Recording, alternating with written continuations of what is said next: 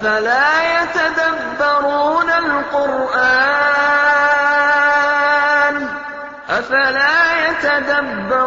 القرآن أم على قلوب أقفالها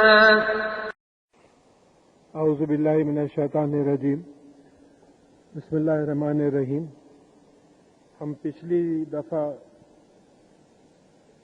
سورہ اعراف یعنی 7ویں سورت کے 58 آیات ختم کر چکے تھے اور یہ 8واں پارہ چل رہا ہے۔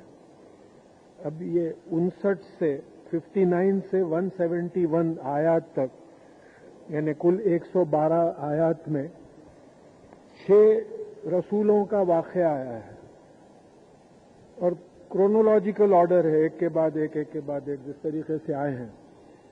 تو اگر میں اس کو جیسا عام طور پہ میں کر رہا ہوں کہ آیات پڑھ کے پھر ترجمہ کروں اور تفسیر کروں تو یہ تقریباً 4-5 ہفتے لگ جائیں گے اس میں، اور اس میں ایک مشکل یہ ہوگی کہ اگر کوئی بیچ میں ایک نہیں آیا تو وہ تسلسل واقعات کا ختم ہو جائے گا۔ تو میں یہ کیا ہوں کہ یہ تمام انبیاء کے واقعات کی ایک سمری بنا لیا ہوں، اور وہ سمری ایسی ہے کہ کس قوم کے پاس کس نبی کو بھیجا گیا، وہ قوم کا کیا گناہ تھا، ان کو کیا سزا ہوئی۔ پھر موسیٰ علیہ السلام کی کافی تفسیر ہے، 63 آیات ہیں موسیٰ علیہ السلام کی جو 3 سٹنگ سے کم میں ختم نہیں ہو سکتی، تو ایک کمپیریٹو اسٹڈی ہو جاتی، اسی لیے میں بالکل مختصر کر دیا ہوں اس کو۔ پہلے ہم شروع کی 1-2 آیات تلاوت کر کے اس کے بعد میں سمری پہ انشاءاللہ آ جائیں گے۔ اعوذ باللہ من الشیطان الرجیم، بسم اللہ الرحمن الرحیم۔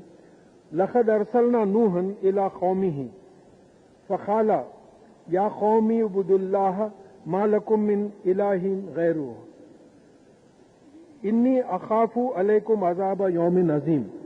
اور ہم نے نوح علیہ السلام کو ان کی قوم کے پاس بھیجا تھا تو انہوں نے اپنے قوم سے کہا کہ اے قوم اللہ تعالیٰ کی غلامی کرو۔ دیکھیے عبد کے معنی جیسا فارسی لفظ بندہ استعمال کرتے ہیں، اکثر لوگوں کو بندے کا مفہوم برابر نہیں آتا۔ ہمارے پاس جو بات سمجھ میں آتی غلام، اور عبادت کا مطلب پرستش بھی ہے، ورشپ بھی ہے۔ تو انہوں نے کہا کہ اے میرے قوم اللہ تعالیٰ کی غلامی کرو، اس میں عبادت خود آ جاتی، اللہ تعالیٰ کی غلامی کرو، اور ما لکم من الہ غیرہ، اور اللہ تعالیٰ کے علاوہ تمہارا کوئی الہ ہے ہی نہیں، ایک سپریم اتھارٹی ہے، اس کے علاوہ اور کوئی اتھارٹی نہیں ہے۔ جتنے اتھارٹیز ہیں وہ اللہ تعالیٰ نے ان کو اتھارٹی بنایا ہے، اپنے سے کوئی اتھارٹی نہیں ہے، کوئی الہ نہیں ہے۔ انی اخاف علیکم عذاب یوم عظیم، میں تم ڈرتا ہوں ایک ایسے بڑے دن کے عذاب سے جو تم پہ آئے گا اگر یہ بات نہ مانو گے۔ تو قال الملأ من قومه انا لنراک فی ضلال مبین، تو ان کے قوم کے جو VIPs تھے، بڑے بڑے لیڈرز تھے، انہوں نے کہا کہ ہم تو تم کو کھلی ہوئی گمراہی میں دیکھتے۔ یعنی مطلب یہاں یہ ہوا کہ بھئی ہم اپنے باپ دادا سے یہ چیز دیکھے نہیں تھے، تم ایک نئی بات لے کے آئے ہو۔ اب یہاں میں جو سمری پڑھنا چاہ رہا ہوں، اس میں ایک بات یہ یاد رکھنا ہے کہ یہ 6 انبیاء کی تاریخ میں پورے 6 انبیاء کی زبانیں الگ تھیں۔ نوح علیہ السلام کی زبان الگ تھی، صالح علیہ السلام، ہود علیہ السلام، شعیب علیہ السلام، موسیٰ علیہ السلام، سب کی زبانیں الگ تھیں، لیکن اللہ تعالیٰ نے ہمارے سمجھانے کے لیے ان کے پورے کانورزیشنز کو عربی میں ترجمہ کر کے ہمارے سامنے پیش کیا ہے۔ تو اس سے یہ جواز ملتا کہ قرآن سمجھنے کے لیے کسی اور زبان کی مدد لی جا سکتی ہے۔ اردو ترجمہ پڑھ لیں، انگریزی ترجمہ پڑھ لیں، تیلگو ترجمہ پڑھ لیں، بہرحال قرآن کا جو مفہوم ہے وہ ہمارے ذہن میں آ جائے، اس سے یہ بات کا جو ہے ہم کو جواز مل جاتا ہے۔ تو اب یہ پہلا جو سیٹ ہے یہ 59 to 93 آیات کا ہے۔ تو پہلے نوح علیہ السلام کا میں جو بتا چکا ہوں کہ انہوں نے کہا کہ اللہ کی عبادت کرو اور کوئی الہ نہیں ورنہ عذاب ہوگا، تو وہاں کے VIPs جو تھے، جو لیڈرز تھے اس زمانے کے، انہوں نے کہا کہ ہم تم کو کھلی ہوئی گمراہی میں دیکھتے ہوں۔ اور پھر نوح علیہ السلام نے کہا کہ میں اللہ کا رسول ہوں، پیغام پہنچاتا ہوں، نصیحت کرتا ہوں۔ اب یہ جو آیات ہیں تقریباً تمام نبیوں میں کامن ہے یہ، اور ایک پرابلم یہ ہے کہ یہ آیات مسلسل ریپیٹ ہوتے چلے آ رہی ہیں، تو اسی لیے بھی میں سوچا کہ بھئی یہ سمری اگر کر لیں تو ایک بات آ جاتی کہ یہی جملہ تمام نبیوں نے اپنی قوم سے کہا. اللہ کی طرف سے وہ علم رکھتا ہوں جو تمہیں نہیں دیا گیا. میرے انسان ہونے پر تعجب ہے کہ تمہیں چوکنا کرنے بھیجا گیا ہوں کہ تم اللہ سے ڈر کر گناہوں کو چھوڑ دو تاکہ تم پر رحم کیا جائے. میرا میسج یہی ہے کہ پہلے تو تم حیرت کرتے ہو کہ انسان کو نبی بنا کے بھیجا گیا, رسول بنا کے بھیجا گیا. پھر اس کے بعد میں بات آئی کہ جو ہے اگر تم گناہوں کو چھوڑ دو تو تمہارا پہ رحم کیا جائے گا. تو قوم نے انہیں جھٹلا دیا. قوم کے بہت کم لوگوں نے ان کو مانا. اللہ تعالیٰ نے نوح علیہ السلام اور ان کے ساتھ والوں کو کشتی میں بچا لیا اور جھٹلانے والوں کو ڈبو دیا. یہ بالکل بائیفرکیشن ہو گیا. یہ پورے نبیوں میں آپ کامن دیکھیں گے کہ جو نبی کے لوگ جو نبیوں کو رسولوں کو کی بات مانے ان کو اللہ تعالیٰ نے بچا لیا اور دوسروں کو جو ہے جو بات نہیں مانے تھے ان کو ڈبا دیا کیونکہ یہ اندھے لوگ تھے. اب یہاں ایک بات نوٹ کرنے کی ہے کہ نوح علیہ السلام کا بیٹا بھی نہیں بچا, وہ بھی ڈوب گیا کیونکہ وہ نوح علیہ السلام کے ساتھ نہیں آیا. تو یہاں یہ معلوم ہوا کہ نبی کا بیٹا ہونے, نبی کے خونی رشتہ دار ہونے سے بھی کوئی فرق نہیں ہوتا, ایمان اور عمل سے فرق ہوتا. اب بعض کو پوچھے تو بولتے نہیں صاحب ہمارے باوا جان بہت نماز کے پابند ہیں, انشاءاللہ انہوں دعا کریں گے ہماری مغفرت ہو جائے گی. یا نہیں ہوتا. پھر بعد میں نوح علیہ السلام نے کہا بھی کہ یا اللہ یہ میرا بیٹا ہے, تو اللہ تعالیٰ نے جواب دیا کہ تمہارے اہل میں سے نہیں ہے, تمہارا فالوور نہیں ہے. بیٹا ہے اور بات ہے, تمہارا فالوور نہیں ہے. ابراہیم علیہ السلام کے والد کے ساتھ کیا ہوا آگے دیکھیں گے کہ آپ لوط علیہ السلام کی بیوی کے ساتھ کیا ہوا, نوح علیہ السلام کی بیوی کے ساتھ بھی یہی معاملہ ہوا. تو یہاں یہ بات معلوم ہوئی کہ اگر نبی جیسے رسول جیسی شخصیت کے خونی رشتہ دار بھی ہیں اور اللہ تعالیٰ پہ ایمان نہیں لاتے ہیں اور عمل نہیں کرتے ہیں اللہ تعالیٰ کے کلام پر, تو ان کو جو ہے سزا دی جاتی ہے. تو یہ بات وہاں ہوئی. تو یہاں جو تباہی کا باعث بنا وہ بارش اور طوفان تھے. جو نیچرل کیلامیٹیز آئے, آج بھی آتے رہتے, فلوریڈا وغیرہ میں دیکھتے رہتے ہیں. اور پھر ان کا گناہ کیا تھا نوح علیہ السلام کے, یہ گناہوں کو نوٹ کرتے چلے جائیے, یہ بہت امپورٹنٹ ہے. ان کا گناہ شرک تھا. یہ اللہ تعالیٰ کو چھوڑ کے دوسری اتھارٹیز کو جو ہے الہ مانتے تھے. بت پرستی اپنی جگہ ہے.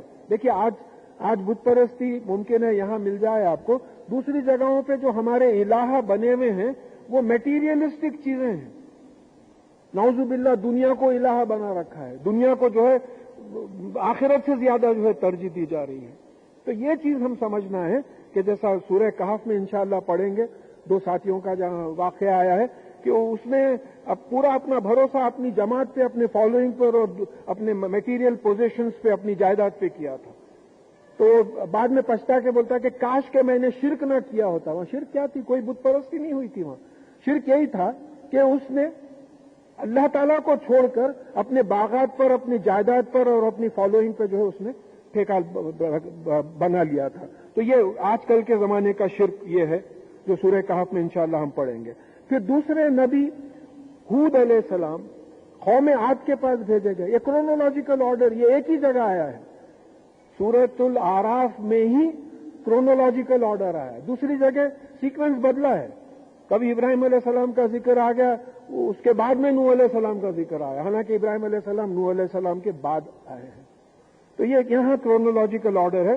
تو جب ہود علیہ السلام نے قوم عاد سے یہی بات کہی جو اوپر نوح علیہ السلام نے کہا تھا کہ میں اللہ کی عبادت کرو اور کوئی الہ نہیں ورنہ عذاب ہوگا, تو انہوں نے پھر میں رسول ہوں, اللہ کا پیغام پہنچاتا ہوں, تم کو نصیحت کرنے آیا ہوں. تو وہاں کے جو وی آئی پیز تھے انہوں نے کہا کہ نعوذ باللہ ہم تمہیں بیوقوفی اور جھوٹ میں دیکھتے ہیں. دیکھیے نبی اور رسول کی کیا عزت ہو رہی ہے. رسول اللہ صلی اللہ علیہ وسلم کے ساتھ بھی ایسی چیزیں ہوئی ہیں. شاعر کہا, کاہن کہا, جھوٹا کہا, یہ تمام چیزیں ہوئی.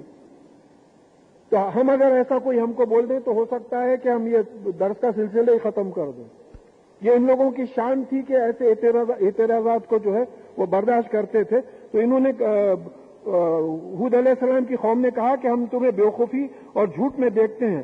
ہود علیہ السلام نے کہا میں بیوقوفی میں نہیں ہوں, بلکہ تم کو تعجب ہوا ہے کہ اللہ تعالیٰ نے تمہیں میں سے ایک انسان چوکنا کرنے کے لیے بھیجا ہے. تمہارا تعجب یہی ہے. بھئی یہ ہمارے ساتھ چلتے پھرتے تھے، اچھے خاصے ہمارے جیسے تھے ان لوگوں کے لحاظ سے، اب بیٹھے بیٹھے جو ایک اللہ کی بات کر رہے ہیں، یعنی بالکل ٹریڈیشنز کے خلاف بات کر رہے ہیں. جیسا آج اگر کوئی خاندان میں جو ہے بہت ہی اسلامی ہو جائے اور یہ بول دے کہ صاحب یہ منجے اور چوتھی ہماری بیٹی کی شادی میں نہیں ہوگا، تو لوگ کیا بولیں گے؟ یہ نئے باتیں نکال رہے ہیں، وہابیاں ہیں یہ. حالانکہ یہ غیر مسنون چیز ہے، دوسری قوموں کی کاپی کرنے کی بات ہے. تو یہی بات ہوئی کہ ان میں شرک کا رواج چل رہا تھا، تو ایک خدا کی جب بات کرے تو ان کو جو ہے بات بالکل نہیں معلوم ہوئی. اللہ تعالیٰ نے تم کو پیدائش اور پھیلاؤ میں زیادتی دی ہے، کافی پاپولیشن تمہارا ہے. اللہ تعالیٰ کے احسانات کو یاد کرو تاکہ کامیاب ہو. تو وی آئی پیز نے جواب دیا، کیا ہم شرک چھوڑ دیں جو ہمارے باپ دادا کرتے تھے اور ایک اللہ کی عبادت کریں؟ یعنی یہاں باپ دادا کے طریقے اللہ تعالیٰ سے زیادہ بڑے ہو گئے. چوتھی ولیمہ مہندی کا رسم اللہ کی حکم اور رسول اللہ صلی اللہ علیہ وسلم کے حکم سے بڑھ گئے ہمارے پاس. لوگ کیا بولیں گے؟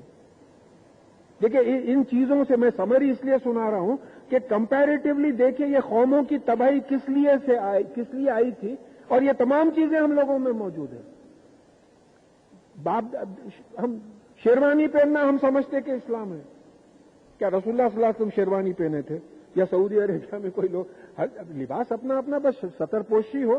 تو ہم لوگوں کے پاس کلچر کو ریلیجن کا مقام دے دیا گیا ہے. یہ برفی اور یہ چہلم اور زیارت اور منجے، سانچک، مہندی، بسم اللہ، کہیں جواز نکال دیجئے. کوئی اگر میں غلط بول رہا ہوں تو قرآن اور حدیث سے کہیں جواز نکال کے بتا دیجئے کہ صاحب فلانی آیت کے خلاف آپ بول رہے ہیں. تو ان قوموں نے یہی کیا تھا کہ اللہ اور اللہ کے رسول کی جو بات تھی اس کے خلاف انہوں نے کیا تھا. تو پھر یہ ناموں کے بارے میں بحث کرتے تھے جو بے سند تھے. دیکھیں شرک میں جتنی نامیں لی جاتی ہیں وہ بے سند ہے، اس کی کوئی اتھارٹی نہیں ہے. اگر کوئی بولتا ہے کہ میں سورج کی پوجا کرتا ہوں، سورج کی پرستش ورشپ کرتا ہوں، تو پھر کہاں لکھا ہوا ہے کہ سورج کی پرستش کرو؟ یہاں قرآن میں تو یہ ہے کہ سورج خود اللہ تعالیٰ کے سامنے سجدہ کرتا ہے، ٹوٹلی جھک جاتا ہے. تو تم اپنے اور تمہارے لیے مسخر کر دیا ہے آسمان و زمین، تمہارے غلام بنا دیا، تمہارے ملازم بنا دیا. آپ ملازموں کی پوجا کر رہے ہیں. کوئی گھر میں آپ کے جھاڑو دینے والا ہے، آپ اس کے پیر پڑ رہے ہیں، روز صبح کو اس کا احترام کر رہے ہیں. سوچ کے دیکھیے آپ. تو یہ قوموں کی تباہی ہے. اس کے یہ ناموں پہ بحث کرتے تھے تو ان پر جو ہے آندھی اور طوفان سے یہ لوگ تباہ کر دیے گئے. اب ان کا گناہ کیا تھا؟ ناشکری تھی، شرک تھا، احسان فراموشی اور رانگ ٹریڈیشنز، غلط رواج. دیکھیں دین کے نام پہ جو چیز ہوتی ہے اس کا قرآن اور حدیث سے ثابت ہونا ضروری ہے. ہاں بعض مسائل ایسے ہیں جو قرآن اور حدیث میں نہیں آئے، جیسے انشورنس ہے، بینکنگ ہے، پروویڈنٹ فنڈ ہے، شیئرز ہیں. تو قرآن اور حدیث کی روشنی میں علماء بیٹھیں اور تصفیہ کریں، وہاں فتویٰ ہو سکتا ہے. لیکن قرآن اور حدیث کے خلاف اگر کوئی بات جاتی ہے تو یہ دونوں قوموں کو شرک کی وجہ سے، ناشکری اور احسان فراموشی اور باپ دادا کے ٹریڈیشنز کو فالو کرنے کی وجہ سے تباہ ہو گئے. پھر سمود کی قوم کے پاس صالح علیہ السلام کو بھیجا. اب یہ قوم کا یہ تھا کہ بڑے بڑے محل بناتے تھے، پہاڑ تراشتے تھے سیکیورٹی کے واسطے کہ بولے بھائی پہاڑ کون وہ کرے گا. فساد، ڈس آرڈر کرتے تھے، بد نظمی پھیلاتے تھے. اب جب صالح علیہ السلام نے ان کے سامنے اللہ تعالیٰ کا پیغام پیش کیا تو انہوں نے کہا کہ بھائی معجزہ بتائیے. معجزہ بھی کیسا کہ پہاڑ سے ایک اونٹنی نکلے اور وہ فوراً بچہ دے، جب ہم مانیں گے. تو اللہ تعالیٰ نے مان لیا، وہ معجزے کی بات مان لی. تو یہی اور پھر وہ اس کے بعد میں ہوا یہ کہ وہ اونٹنی کا ایک دن پانی کا مقرر ہوا تھا اور ایک دن جو ہے صالح علیہ السلام کی قوم جو ہے پانی پیتی تھی. تو اونٹنی اتنا پانی پیتی تھی کہ صالح علیہ السلام کی قوم کو پانی بس نہیں ہوتا تھا. تو اس کو قتل کر دیا. تو جب قتل کیے تو ہوا یہ کہ اللہ تعالیٰ نے زلزلے سے وہ قوم کو تباہ کر دیا. دیکھیے ایک جگہ جو ہے طوفان میں ڈبا دیا، ایک جگہ طوفان لایا، طغیانی لایا، پھر یہاں تیسری جگہ زلزلے سے تباہ کر دیا. صالح علیہ السلام کی قوم کے جو گناہ تھے، ناشکری تھے، کرپشن اور کفران نعمت. اب یہ واقعات ہم کو کیوں سنائے؟ ہوا ہوگا صاحب، ہم کیا کرنا ہے؟ ہم کو اس لیے سنایا جا رہا ہے کہ دیکھو یہ چیزیں اگر تم میں ہیں تو اس سے پرہیز کرو، ورنہ یہ کلیکٹیولی ایسی تباہی آئے گی کہ ہم فیس نہیں کر سکیں.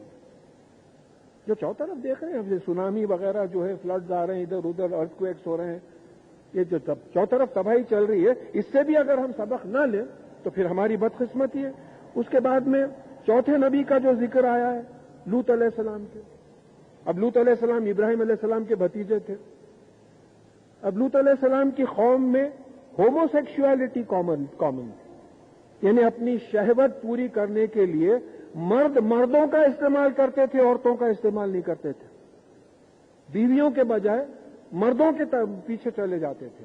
اب آپ غور کیجئے، یہ ہومو سیکشولیٹی ویسٹ میں لیگلائز ہو گئی ہے، مرد مرد سے شادی کر سکتا ہے، لیگل ہے۔ اور پھر ہمارے پاس بھی ایک ڈسکشن کے پروگرام میں آ رہا تھا کہ ہاں آزادی کا مطلب یہ ہے اگر کرنا ہے تو کرنے دے، کوئی صاحب پرپوز کر دیے یہاں بھی۔ تو یہ ایسا گناہ ہے جس پہ ایک قوم تباہ ہوئی، ایسے گناہوں میں ہم لوگ مبتلا ہوتے چلے جا رہے ہیں۔ اللہ ہم سب کو معاف کرے۔ اور پھر اب جب لوط علیہ السلام نے ان کو نصیحت کی تو کہا کہ یہ پاک لوگ ہیں، ان کو شہر سے نکال دو، اور وہاں ان کی بیوی بھی نہیں بچ سکی کیونکہ وہ ان لوگوں کا ساتھ دیا کرتی تھی۔ تو اب یہاں ہوا یہ کہ ان کو پتھروں کی بارش سے تباہ کر دیا گیا قوم۔ اب مطر کا لفظ آیا ہے، مطر بارش کو بولتے ہیں۔ بارش کا نظام ایسا ہے کہ پانی نیچے سے آسمان پہ جاتا ہے، پھر وہاں سے برستا ہے۔ تو یہاں ایک مجھے اندازہ ہو رہا ہے جیولوجی کے بیک گراؤنڈ کی وجہ سے کہ مطر نیچے سے کوئی چیز اوپر جا کے نیچے گرنا تو والکینک ایرپشن ہوا ہوگا۔ دیکھیے ساؤتھ افریقہ امریکہ میں کئی والکینک ایرپشن ہوا تھا، تو 5-5 کلومیٹر کے ریڈیس میں تمام گھروں پہ وہ والکینک ایش پتھرے جو ہے وہ ہو گئے تھے، تو چھت دب گئے تھے اس کے۔ تو کیا ہمارے ساتھ ایسا نہیں ہو سکتا؟ اب یہاں دکن پلیٹو میں یہ بولتے ہیں کہ یہاں زلزلے سے زیادہ ڈر اس کا ہے کہ زمین دھس جا سکتی۔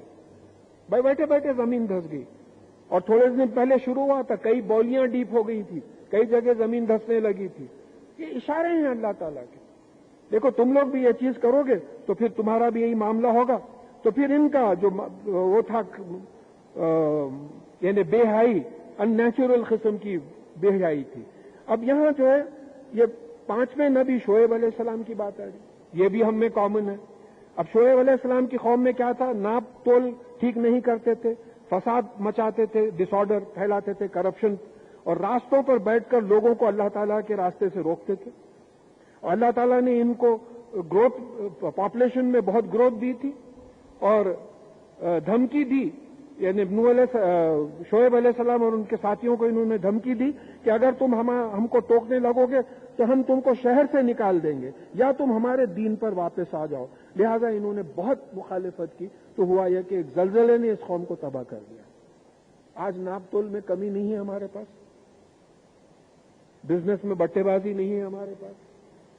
تو یہاں قرآن میں ان واقعات کو لانے کا مطلب یہ رہتا کہ پوری قوم جو قرآن کی تابع ہے وہ اپنا جائزہ لے اور دیکھے کہ ایسا تو نہیں ہے کہ یہ تمام گناہوں میں یا ان میں سے کچھ گناہوں میں ہم مبتلا ہیں۔ تب اس کا سولوشن کیا ہے کہ فوراً توبہ کریں، وہ گناہ چھوڑ دیں اور سیدھے راستے پہ آ جائیں۔ تو اب یہ یہاں جو ہے یہ 5 انبیاء کا واقعہ کی سمری ہے، یہ جو تقریباً سمجھیے کہ اس کے بعد میں جو ہے اس کا خلاصہ اللہ تعالیٰ یہاں پیش کر رہے ہیں، میں وہ پڑھ دیتا ہوں آپ کو کہ اب یہ جو 5 انبیاء ہے، اس کے بعد موسیٰ علیہ السلام کا واقعہ آ رہا، ان کے واقعات کے بعد اللہ تعالیٰ فرماتے ہیں وَمَا أَرْسَلْنَا فِي قَرْيَةٍ مِّن نَبِيٍّ إِلَّا أَخَذْنَا أَهْلَهَا بِالْبَأْسَاءِ وَالضَّرَّاءِ لَعَلَّهُمْ يَضَّرَّعُونَ، اور ہم نے کسی گاؤں میں، کسی بستی میں کوئی نبی نہیں بھیجا، لیکن وہ بستی والوں کو ہم نے سختیوں میں اور نقصان میں گھیر لیا تاکہ وہ عاجزی کریں۔ مقصد کیا تھا کہ وہ اللہ تعالیٰ کے سامنے عاجزی کریں، تو عاجزی انہوں نے نہیں کی۔ ثم بدلنا مکانا سیئۃ الحسنہ، تو ہم نے کیا کیا، یہ برائیوں کی جگہ اچھائیاں دینے لگے، نواز رہے، دیتے چلے جا۔ ہمارا حال ہے، ہر قسم کے گناہ میں مبتلا ہیں مگر نواز رہے اللہ تعالیٰ۔ بہت سے ہیں تو ایسے ہیں کہ پلٹ کے کبھی نماز بھی نہیں پڑھتے، قرآن میں کتنے سورے ہیں، کتنے پارے، کوئی چیز کا آئیڈیا نہیں۔ بڑے بڑے لوگ، عمر رسیدہ لوگ ہیں، بالکل اندازہ ہی نہیں ہے۔ یعنی بالکل ہم لوگوں کا یہی حال ہے. تو اب یہ ہم اس کے بعد جب سختیوں سے یہ لوگ نہیں مانتے تو ہم کرتے یہ کہ ان پہ بھلائیوں کی بارش کرتے ہیں، حتی افو، یہاں تک کہ وہ سرپلس ہو جاتی ہیں. اتنے کپڑے ہیں کہ الماریاں بس نہیں ہو رہے رکھنے کے واسطے. اور ہم نبی کریم صلی اللہ علیہ وسلم اور صحابہ کی جن کی پیروی کرنے کا دعویٰ کرتے ہیں، وہ ایک کپڑا آنکھ پہ رہتا تھا، ایک دھل کے سوکھتے رہتا تھا. ان کا معاملہ، ایک صحابی کا معاملہ یہ ہے کہ کسی نے شکایت کی کہ صاحب یہ فجر کی نماز کے بعد ٹھہرتے نہیں، فوراً فرض پڑھتے ہی نکل جاتے ہیں. تو کچھ منافقت معلوم ہوتی ہے، ایسی کوئی کیفیت ہے، کیا بات ہے. تو جب تحقیق کی گئی تو معلوم ہوا کہ ان میں اور ان کے بیوی میں ایک ہی چادر تھی، اور اگر یہ فوراً نہیں جاتے تو بیوی کی فجر کی نماز جو ہے قضا ہو جاتی تھی، ستر پوشی نہیں ہوتی تھی. یہ ان لوگوں کا معاملہ تھا. تو ہمارے پاس تو جو ہے افو، یعنی سرپلس دے دیا بہت زیادہ. وہ خالو خد مسا آبان ذرائی و سرائی، تو پھر انہوں نے کہا کہ ہمارے باپ دادا میں بھی یہ چیزیں ہوتی رہی ہیں. خوشی آئی، غم آیا، نقصان آیا، فائدہ تو زندگی ہے. یہ دیکھیے یہاں جب حیدرآباد میں نیوز آئی تھی گنڈی پیٹ ٹوٹ گیا بول کے، تو ایک ہنگامہ ہو گیا تھا، قیامت کا منظر تھا. ایک صاحب یہ مسجد میں سائیکل پھینک کے چلے گئے تھے. میں عشاء کی نماز سے واپس ہو رہا تھا تو میرے سے پوچھے صاحب یہ سائیکل میری ہے، میں اٹھا لوں کیا؟ میں بولا بھائی میں آپ کو نہ پھینکتے ہوئے دیکھا تو میں اجازت کیسا دوں، آپ کی ہے تو آپ اٹھا لیجیے. بولا کائی کو پھینک کے گئے تھے؟ نہیں صاحب پریشانی میں پھینک کے میں نوبت پہاڑ کو چلے گیا تھا. تو اب یہاں یہ بات ہے کہ اب یہ اس وقت یہ جو واقعات ہوئے تو ہمارے کچھ سرکل میں ڈسکس ہوا تو ایک صاحب عمر رسیدہ صاحب بولے ایسا ہوتے رہتا بھی، اس کو اتنا سیریس کائی کو لے رہے، بچپنے سے دیکھ رہے ہیں ایسے چیزیں ہوتے رہتی، اچھائیاں برائیاں آتے رہتے، آتے چلے جاتے ہو گیا. یعنی اس سے سبق لینے کا تھا کہ قیامت میں کیا معاملہ ہوگا ہمارے ساتھ. یہ روڈ پہ کراس کرنے جگہ نہیں تھی. پورے میں بلا مبالغہ مسجد میں بیٹھ کے بول رہا ہوں کہ میں باہر گیا ہوا تھا کہیں، رکشا والا بھی وہاں اتار دیا. یہ روڈ پہ کراس کرنے جا بکریاں اٹھا کے لے کے چلے جا رہے ہیں لوگ، زیوروں کے ڈبے لے کے چلے جا رہے ہیں. ایک قیامت کا منظر ہے اور اس کو جو ہے ہم نے مذاق میں لیا. یہ ایک نمونہ تھا، دیکھو بھئی اگر قیامت آئی تو یہاں یہی معاملہ ہو رہا ہے کہ ان کے باپ دادا نے یہی کہا کہ یہ نقصان اور خوشی اور غم یہ تو چلتے رہتے ہیں. فَأَخَذْنَاهُمْ بَغْتَةً وَهُمْ لَا يَشْعُرُونَ، تو ہم نے ان کو بغتتاً ایک دم پکڑا، سڈنلی. وی کاٹ دیم سڈنلی، جبکہ ان کو شعور بھی نہیں تھا. اب جب سونامی آیا سب کو شعور تھا، سب پریپیئرڈ تھے، تیار کھڑے ہوئے ہیں. اب یہ زلزلہ آئے گا اور موجیں آئیں گی اور سب ڈوب جائیں گے، تیار کوئی نہیں تو سوتے پڑے ہوئے تھے. اب پرسوں جو ٹرین کا ایکسیڈنٹ ہوا پورے لوگ سو رہے تھے. لاتور میں جو ارتھ کویک ہوا تھا پورے لوگ سو رہے تھے. اپنے ہاتھوں سے جو پتھرے رکھ کے گھر بنائے تھے وہی پتھر ان کے اوپر گر کے مر گئے. تو اللہ تعالیٰ بول رہے ہیں کہ دیکھو ہم پہلے سختیاں کرتے ہیں، اگر مان لیتے ہیں تو ٹھیک ہے، اس کے بعد میں ہم جو ہے بھلائی کے دروازے کھول دیتے ہیں، اس کے بعد بھی نہیں مانتے ہیں تو ہم ایک دم پکڑتے ہیں کہ ان کو شعور بھی نہیں رہتا.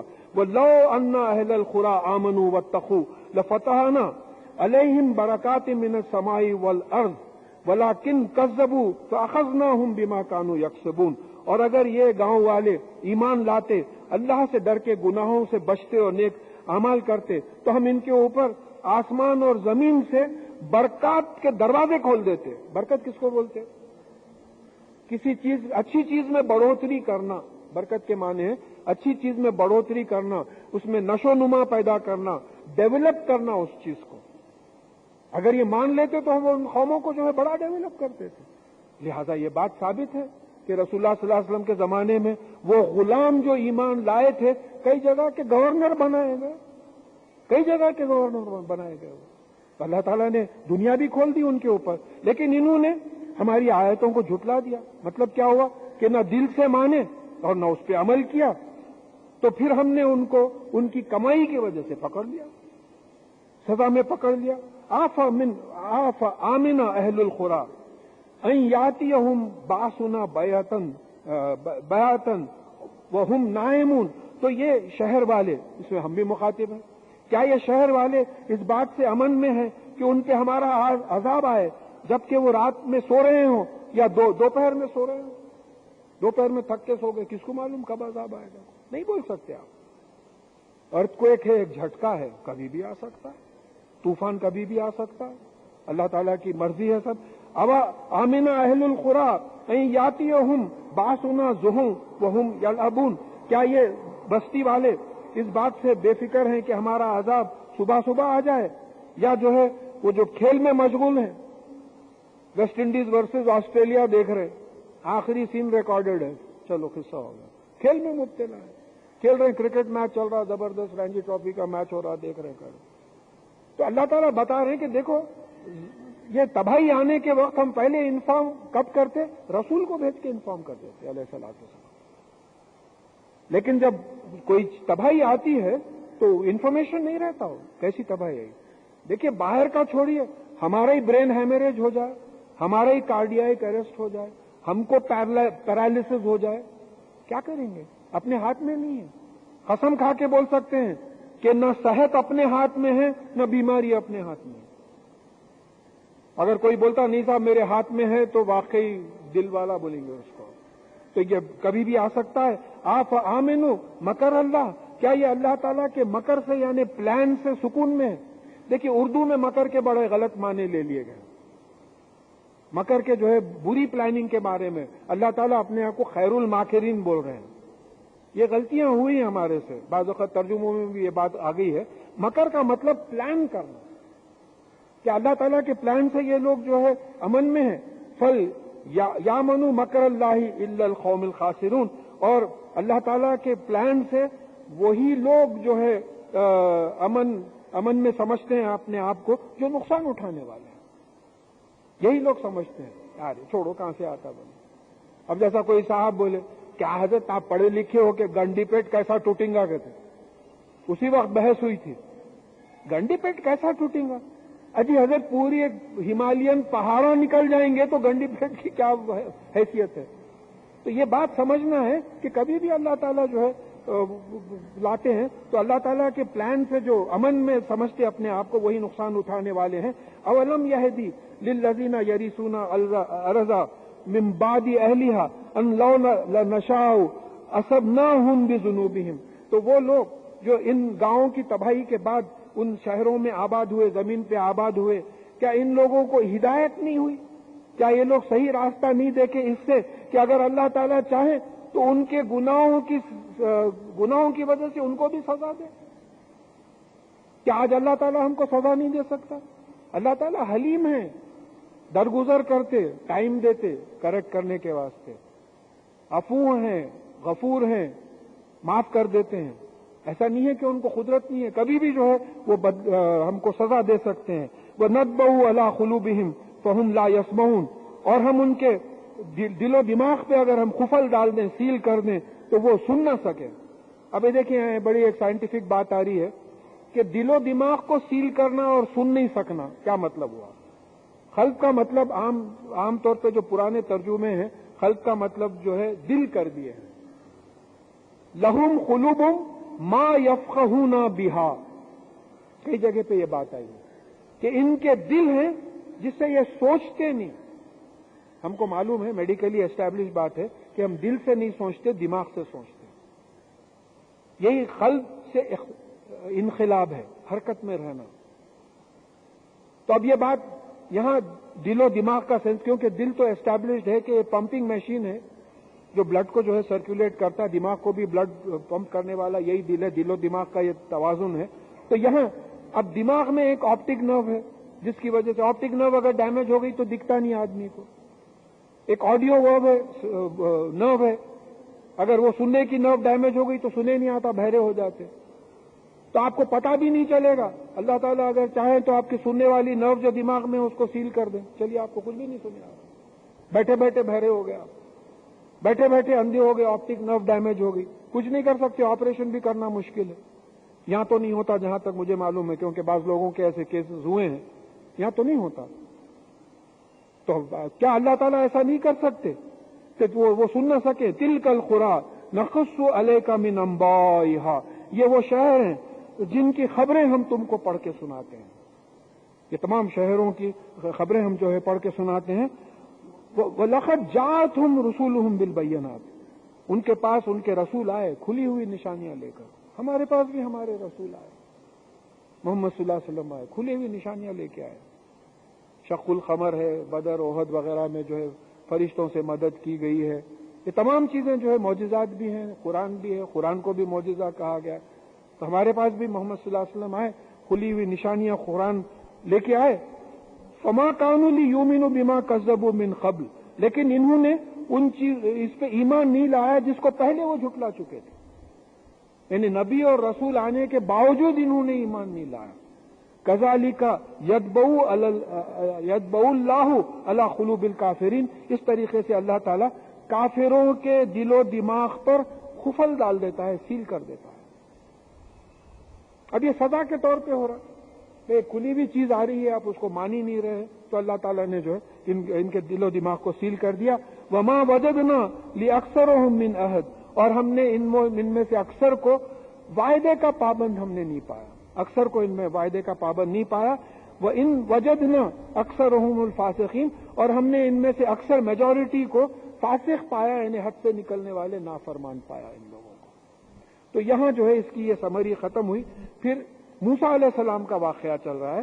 اب موسیٰ علیہ السلام کا واقعہ تقریباً 63 آیات ہیں, موسیٰ علیہ السلام کا واقعہ. تو میں اس کی جو ہے سمری کر دیا ہوں. اب وہ 63 آیات کی ظاہر ہے 2 پیجز کی سمری ہے. تو اب یہاں ایک ہم کو فائدہ یہ ہوگا کہ جب بھی موسیٰ علیہ السلام کا واقعہ آئے گا تو یہ واقعہ ہمارے ذہن میں رہ جائے تو بہتر ہے, کیونکہ سورہ قصص میں بھی کافی زیادہ آیتوں میں جو ہے موسیٰ علیہ السلام کا واقعہ کمپلیٹ کیا گیا ہے. تو یہاں یہ بات جو شروع کرنا ہے سمجھانے کے لیے کہ یعقوب علیہ السلام کے 12 بیٹے تھے, اور یعقوب علیہ السلام یروشلم میں جو ہے بسے ہوئے تھے. لیکن وہ یوسف علیہ السلام ان کے جو دوسری بیوی کے بیٹے تھے ان کو ان کے سوتیلے بھائیوں نے ایک بولی میں ڈال دیا. والد کی پوری محبت اپنے طرف لینے کے لیے وہ آگے پڑھیں گے ہم.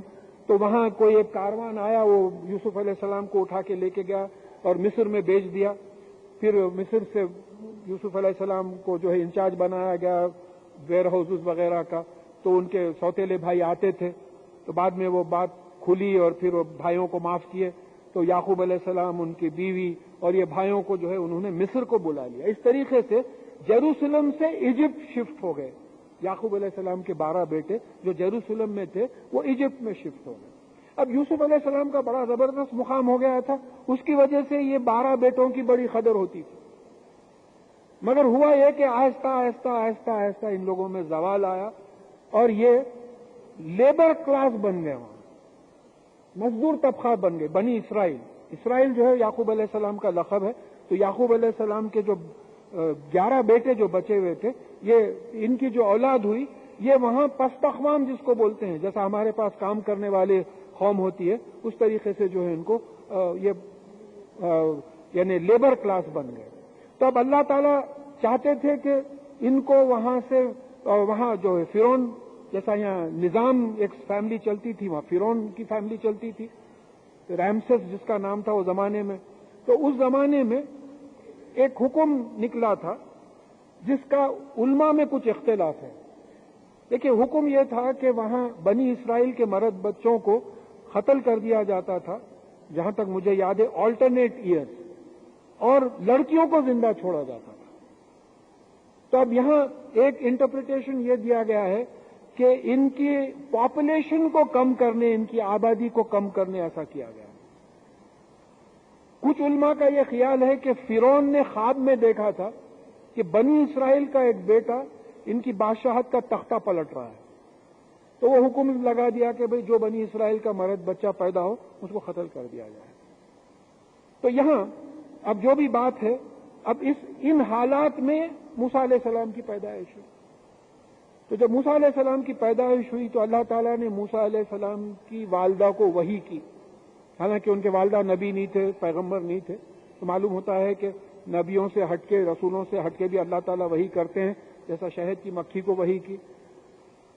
پھر سورہ مریم میں ہم انشاءاللہ پڑھیں گے کہ زکریہ علیہ السلام اپنے ساتھیوں کو وحی یعنی اشارہ کیا کہ جو اللہ تعالیٰ کا ذکر کرتے رہو.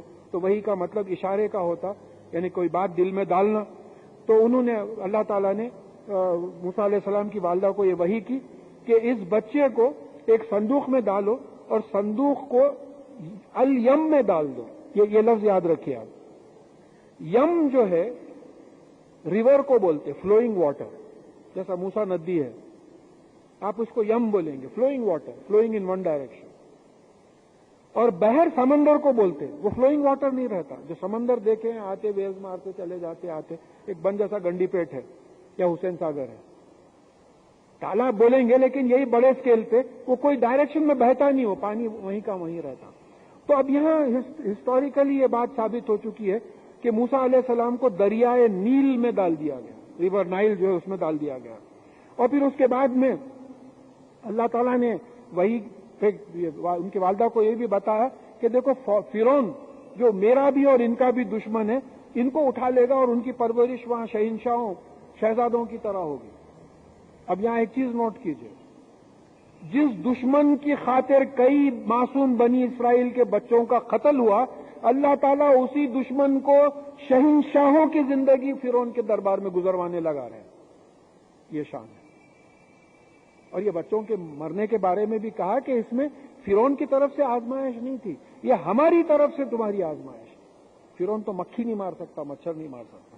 تو اب جب ان کو ڈال دیا گیا تو ان کی بہن جو ہے دریائے نیل کے کنارے کنارے فالو کرنے لگی. ظاہر ہے بھائی, سوچ کے دیکھیے آپ, کسی کے بھائی کو اگر ڈال دیا ایسا تو پورا خاندان ڈسٹرب ہو جائے گا. تو والدہ نے لگا دیا اور بہن فالو کرنے لگی. خیر جب وہ کنارے پہ پہنچا تو فرعون کی بیوی جن کا نام آسیہ آتا ہے, قرآن میں تو نہیں ہے روایتوں میں آتا ہے, تو انہوں نے جب دیکھا تو اللہ تعالیٰ نے کیا یہ کہ موسیٰ علیہ السلام کے چہرے پر محبت ڈال دی. دیکھیے معصومیت,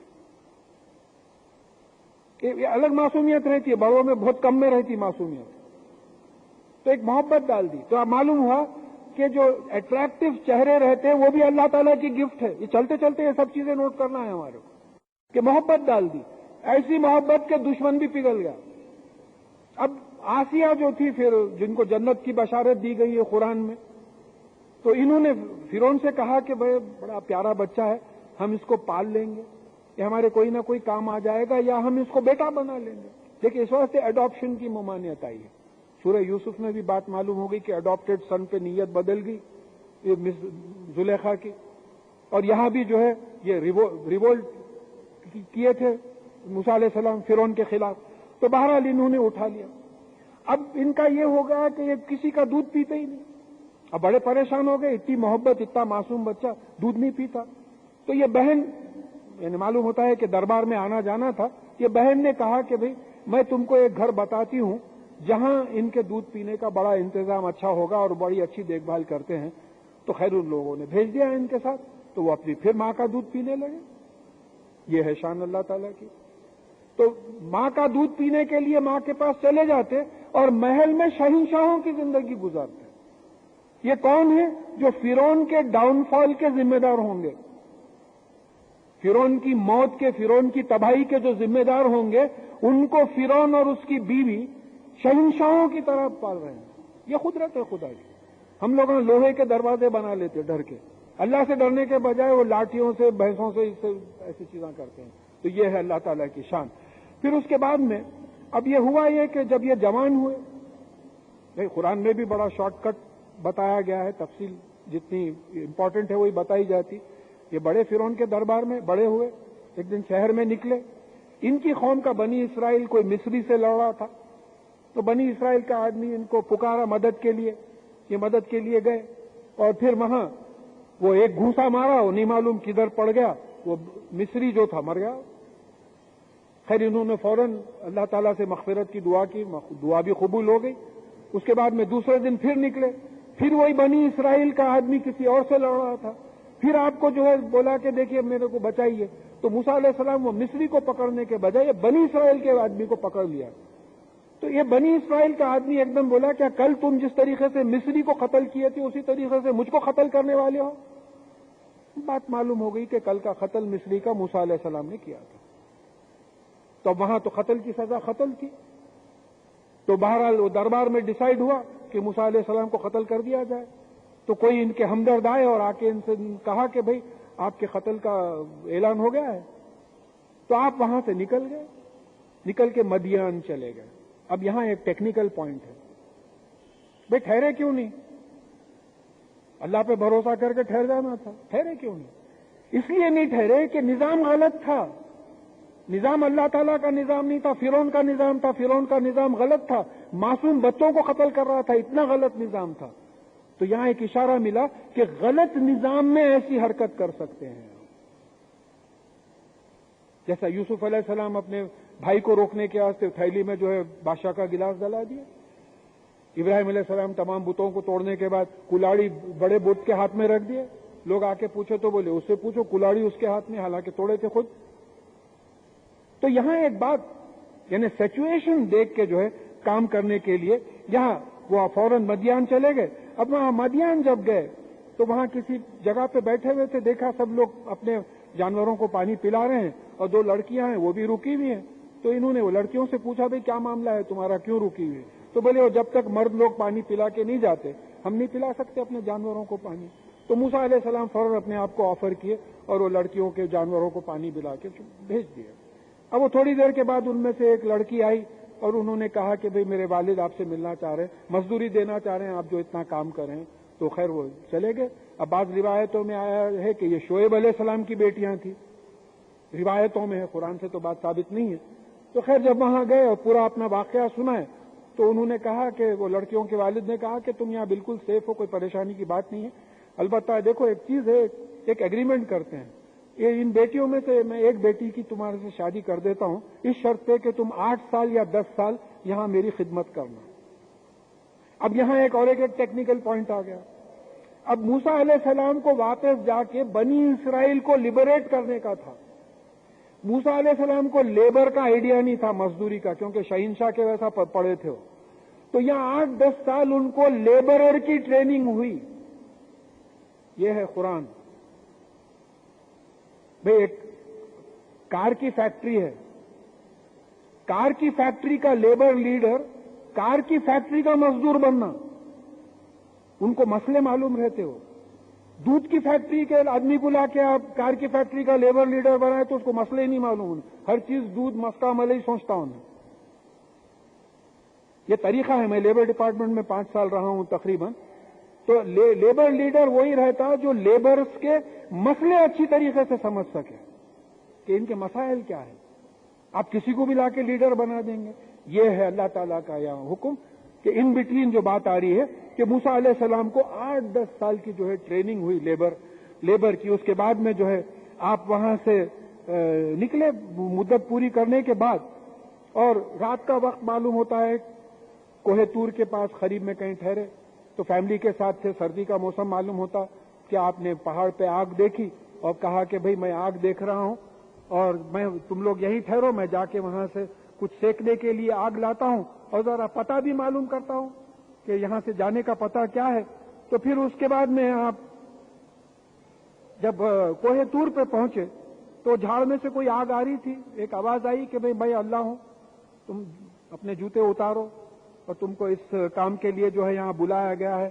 پورا واقعہ اللہ تعالیٰ سنائے کہ تم پیدا ہوئے تھے، ہم نے ماں کو وحید کی، ایسا ہوا اور اللہ قدرن اور تقدیر کی بنیاد پہ تم یہاں آج ہمارے پاس آئے ہو. ایسا اتفاق سے نہیں آئے. یہ پوری تقدیر تھی تمہاری، یہاں آنا بھی مقدر تھا تمہارا، پہلے سے لکھ دیا گیا تھا. تم یہاں آئے ہو. پھر ان کو جو ہے یہ کہا کہ اب دیکھیں یہاں الیسٹ کرانے کا تھوڑی دیر ممکن ہو جائیں گی، لیکن یہ بڑے نقطے، بڑے اہم نقطے ہیں.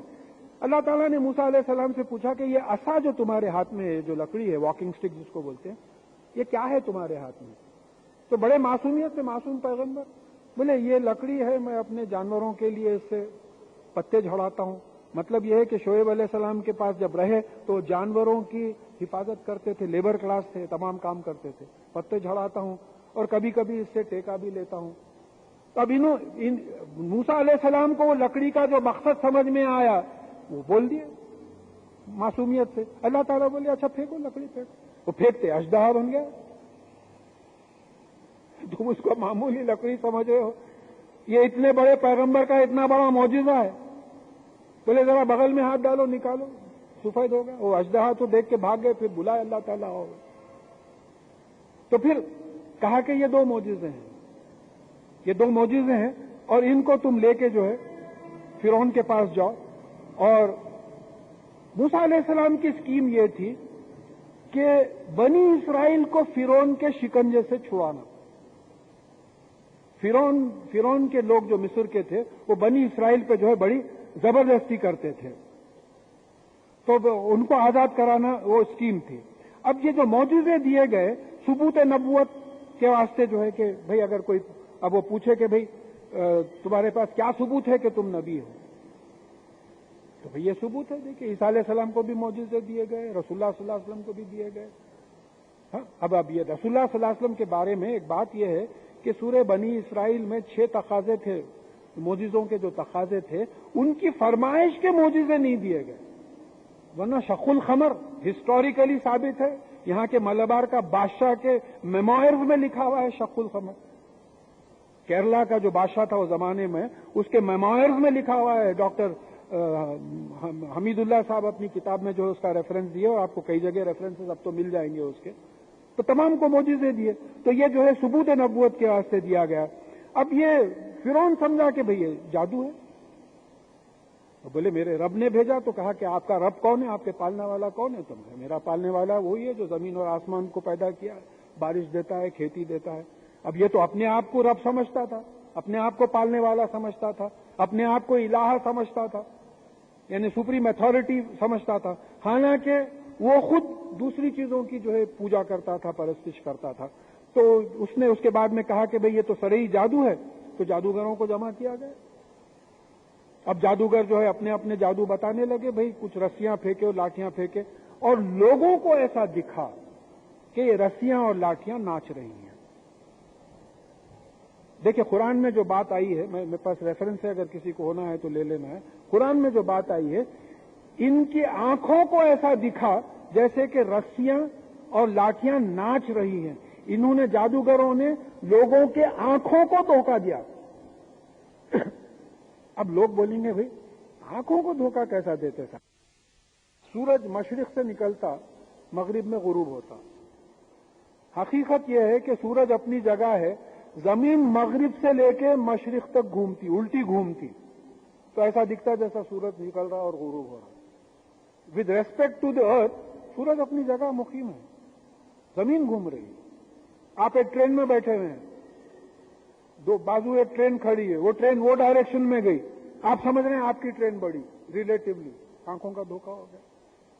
اور جو سائنس سے سمجھنا چاہتے ہیں، ایک ایسا سرکل لیجئے، لے کے جو وپ گیا، رینبو کے جو کلرز ہیں، وائلٹ، انڈیگو، بلو، گرین، یلو وغیرہ، اس کو ایکول سیگمنٹس میں پینٹ کر دے کے سائیکل کے پہیے کو لگا کے گھمائیے اس کو، آپ کو خالی سفید رنگ دکھیں گا.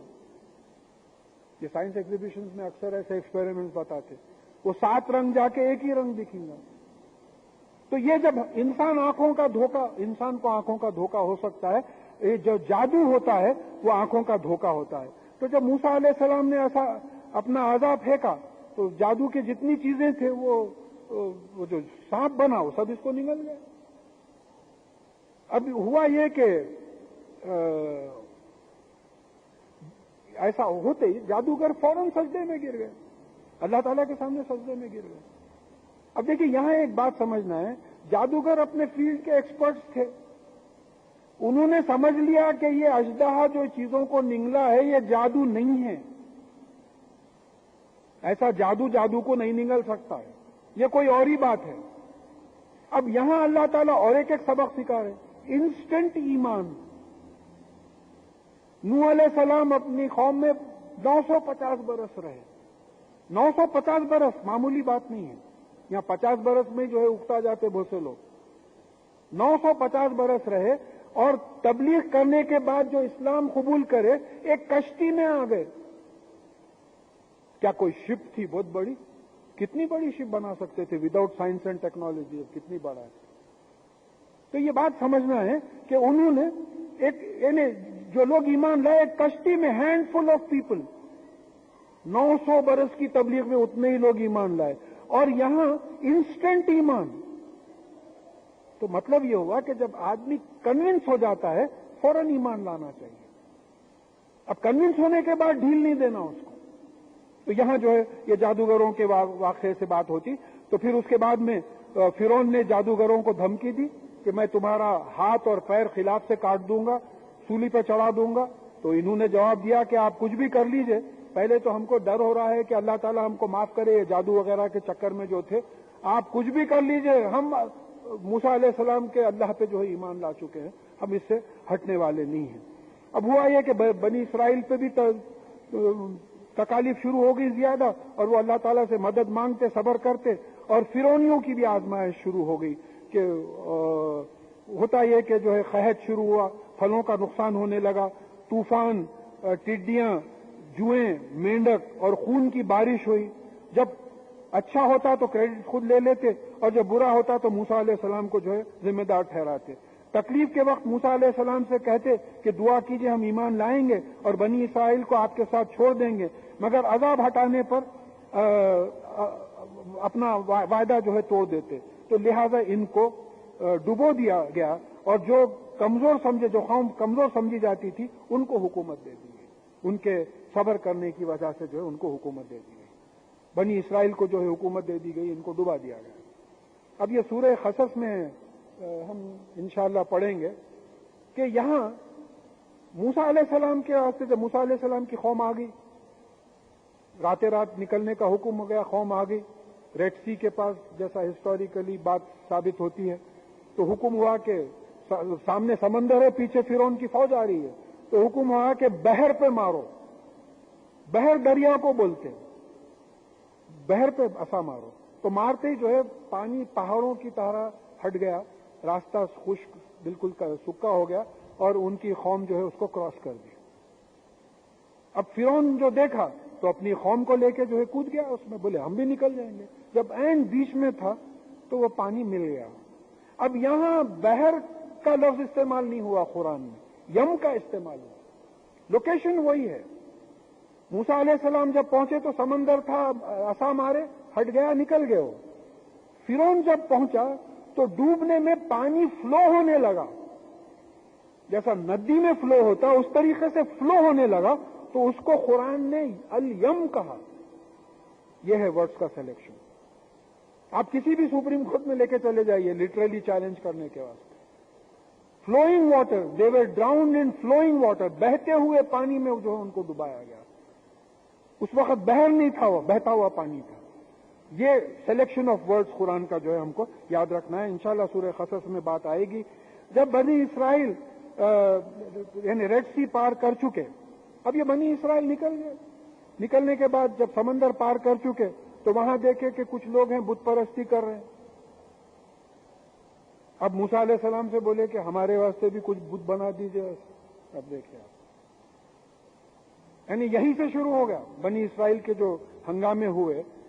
یعنی ان کو دریا پار کروایا, ان کے بچوں کو قتل کرتے تھے اس سے نکالا, اور پھر یہاں آ کے جو ہے وہ اس قسم کی حرکت کر رہے ہیں. تو یہ جو پوچھے تو شاید ہو سکتا ہے کہ جب یہ مصر میں تھے تو ان کو عادت ہوگی, بت پرستی کی عادت ہوگی, اور پھر اس کے بعد میں جو ہے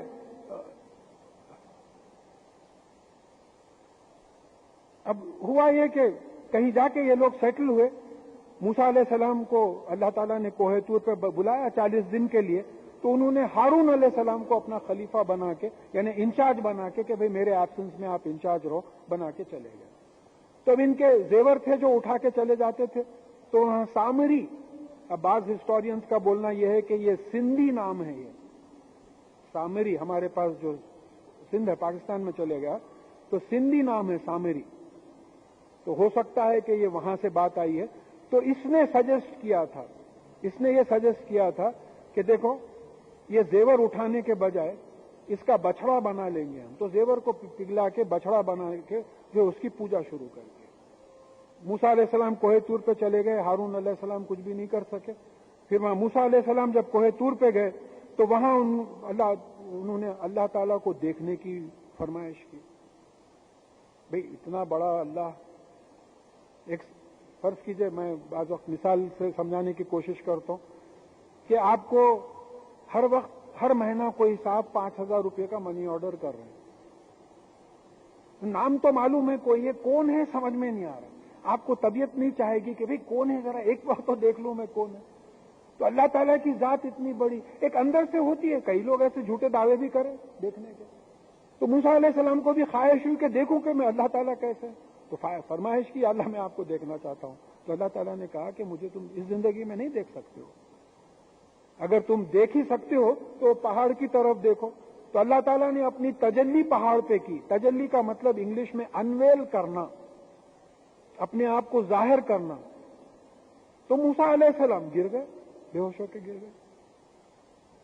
اب یہاں ایک بات میں سمجھا دوں. آگے موسیٰ علیہ السلام کا واقعہ جب آیا، موسیٰ علیہ السلام جب پہلے کوہ طور پہ گئے تھے تو جو آگ نکلی تھی، بعض علماء غلطی سے بولتے تھے کہ میں اللہ ہوں، وہ آگ میں سے آواز آئی بولے. تو اب جب اللہ تعالیٰ کی تجلی نہیں دیکھ سکے تو پھر میں آگ کو دیکھ کے بے ہوش کیوں نہیں ہوئے موسیٰ علیہ السلام؟ مطلب یہ ہے کہ وہ آگ میں سے نہیں، وہاں سے آواز آئی کہ میں اللہ ہوں. وہ آگ تو ان کو انوائٹ کرنے کے واسطے تھی. اب ایسے انٹرپریٹیشنز میں آگ پرستی شروع ہو گئی، آتش پرستی شروع ہو گئی. ہوا ہے. تو یہ بات ہمارے ذہن میں رہنا ہے کہ اس زندگی میں موسیٰ علیہ السلام جیسے نبی بھی اللہ تعالیٰ کو نہیں دیکھ سکے، بے ہوش ہو کے گر گئے. خیر بعد میں ان کو ہوش آیا اور پھر وہ پہاڑ جو تھا وہ پہاڑ ریزہ ریزہ ہو گیا. اور اس کے بعد میں اللہ تعالیٰ نے ان کو 10 کمانڈمنٹس وہ تختیاں دی اور جس میں تمام آرڈرز تھے وہ لے کے یہ پہنچے. تو موسیٰ علیہ السلام کی غیر حاضری میں وہ بچڑا بن چکا تھا زیوروں کے میٹل کو پگھلا کے. تو موسیٰ علیہ السلام نے غصے میں وہ تختیاں رکھ دی اور پھر ہارون علیہ السلام سے سوال جواب کرنے لگے کہ بھئی یہ سب کیسا ہوا. تو لوگوں نے کہا کہ یہ سامری کی رائے تھی. اس نے کہا کہ بھئی یہ وزن کہاں اٹھاتے، اس کو پگھلا کے ایک بچڑا بنا لو. اور یہی موسیٰ علیہ السلام کا الہ ہے، نعوذ باللہ.